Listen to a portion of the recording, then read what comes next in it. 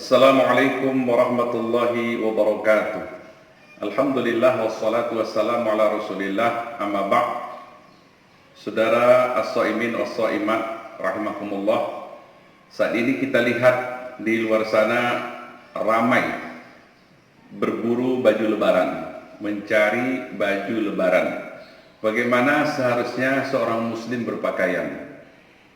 Ada beberapa garisan yang diberikan oleh Islam di dalam etika berpakaian. Pertama, kita pastikan pakaian yang kita beli itu betul-betul menutup aurat. Dari bentuk atau dari segi ukuran dia mencakup segala aurat kita. Yang kedua, dari segi ketebalan tidak menampakkan bayangan aurat kita. Yang kedua, tidak menampakkan bentuk lekuk tubuh kita terkhusus perempuan.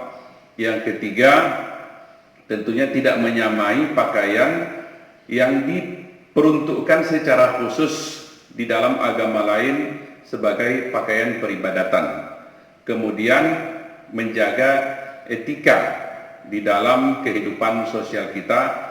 Secara umum, pakaian yang kita pakai itu pantas untuk kita pakai atau jauh dari celaan masyarakat.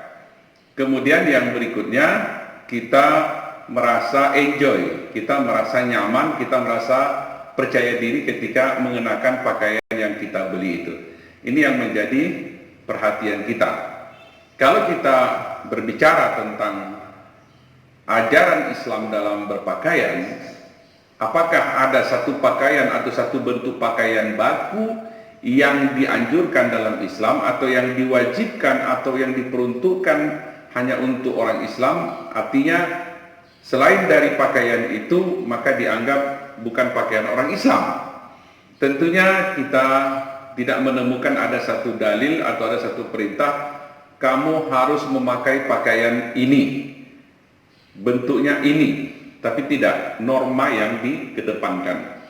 Apakah pakaian yang dipakai orang-orang Arab Saudi dengan memakai iqal dan jubah itu sebagai dikatakan pakaian Islam, atau ketika kita berjas atau pakai dasi ini pakaian kafir? Kalau kita lihat sejarah asal muasal pakaian itu, misalnya iqal itu artinya pengikat. Seorang sahabat datang ke masjid bertanya kepada Rasulullah SAW ketika beliau turun dari ontanya, "Ya Rasulullah, a'aqilu ibil am atawakkal?" Apakah ku ikat ontaku ini atau aku serahkan sama Allah? Kata Rasul, iqil thumma tawakkal. Iqal itu artinya pengikat. Orang Arab dulu, kalau mereka naik onta, ketika istirahat, mereka mengikat kaki onta itu dengan pengikat kepala. Atau kalau mereka berjalan di atas onta, kepala mereka tutup, biar jangan terbang penutup kepala, diikat pakai pengikat, disebut dengan iqal. Ketika mereka istirahat, pengikat kepala itu dibuat mengikat kaki onta agar onta jangan pergi kemana-mana. Disebut iqal atau pengikat. Jadi kita yang mengikat kita juga untuk tidak bebas sebebas-bebasnya disebut dengan akal. Akal itu artinya pengikat. Seiring dengan perkembangan zaman, kebiasaan orang Arab menutup kepala dari terik panas matahari dan mengikat penutup kepala itu dengan iqal. Seiring dengan perkembangan zaman, penutup kepala diperindah, dipercantik, begitu juga pengikat kepala diperindah, dipercantik, maka jadilah seperti apa yang kita saksikan sekarang, seperti yang dipakai pembesar atau orang-orang Arab Saudi kebanyakan, yang kita sebut dengan iqal, serban kemudian diikat dengan iqal. Itu sejarahnya, bukan memang satu ada hadis yang menyuruh atau firman. Begitu juga, jadi asalnya itu memang agak lucu, dari pengikat kaki onta atau pengikat kepala, serban yang ada di kepala. Kemudian begitu juga dengan dasi. Apakah ini pakaian kafir atau pakaian kebesaran Nasrani?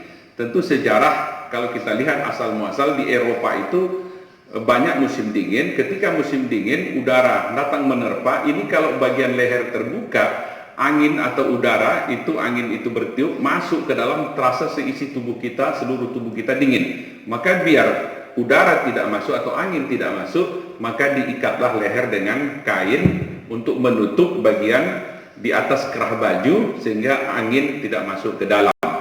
Seiring dengan perkembangan zaman juga, pengikat leher itu untuk menutup biar kerah ini rapat dan angin tidak masuk, maka diperindah, ada dalam bentuk kupu-kupu dan ada dalam bentuk dasi yang panjang. Itu sejarah dasi. Begitu juga penutup kepala. Apakah ada dalam satu ajaran Islam yang diajarkan penutup kepala itu harus songkok atau bahasa kita lobe atau peci, atau haram hukumnya kalau memakai topi? Ini juga tidak bisa kita katakan baku seperti itu. Kalau kita lihat, kita di Indonesia ada peci ini kalau asal muasalnya tentu datangnya dari Arab atau dibawa para pedagang-pedagang Arab yang mereka pakai, yang disebut dengan kufiyah atau bahasa kita di metamorfosa menjadi kufiyah. Atau ada sebagian sastrawan atau sejarawan Jawa mengatakan itu dari kata khufyah atau khauf.